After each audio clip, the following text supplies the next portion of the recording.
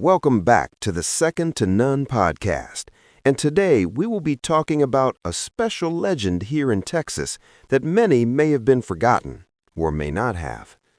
Today we talk D.W. Burley, a Texas legislator of Reconstruction and an unfinished Burley legacy. When we talk about D.W. Burley, we are not starting with speculation, ancestry, or myth. We start with the public record. D.W. Burley served in the Texas House of Representatives during the 12th Texas Legislature from 1870 to 1871, at a time when Texas and the nation was being rebuilt after the Civil War. He represented Robertson County, Leon County, and Freestone County, three rural counties whose futures depended on land, access, and political inclusion. Burley was elected as a Republican, part of the Reconstruction coalition that sought to establish civil governance, voting rights, and economic participation for formerly enslaved people. This was not symbolic service. This was governing during one of the most volatile political periods in Texas history. One of Burley's most documented legislative positions was his support for infrastructure development, including railroad expansion and subsidies.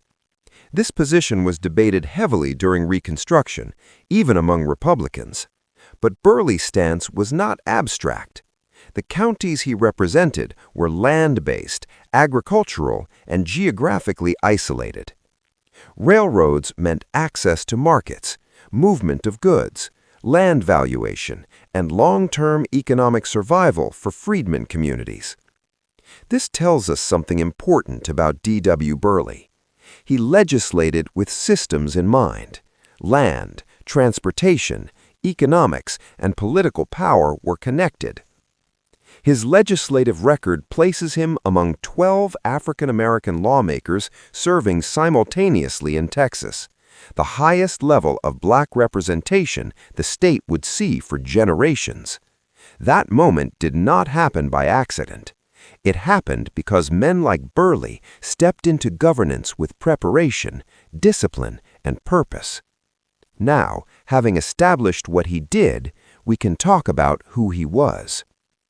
D.W. Burley was born around 1844 in Virginia, a free black man before the end of slavery.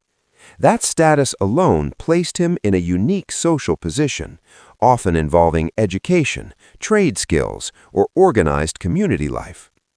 During the Civil War, Burley served as a captain in a battalion of black Union soldiers stationed in St. Louis, defending the city from Confederate raids in 1864. Military command mattered. Officers were selected, trusted, and trained. Leadership in war translated directly into leadership in governance during Reconstruction. Burley did not enter politics untested. He entered it seasoned. In 1865, immediately after the war, Burley moved to Texas. This was not a retreat from conflict. It was an entry into one. Texas was hostile territory for black political power, yet it was also full of opportunity for institution building. Before holding office, Burley helped organize debating societies for black Texans, spaces designed to build political literacy, civic discipline, and leadership at a time when formerly enslaved people were being told they were incapable of self-governance. That work matters as much as his vote tally. When Burley entered the Texas legislature in 1870, he represented not only voters, but a political pipeline that had already been built at the community level. The only criticism associated with his name relates to policy disagreements, particularly around railroad subsidies, a debate common to nearly every Reconstruction legislature in the South. Importantly, Burley was never accused, investigated, removed, or censured. His record remains clean.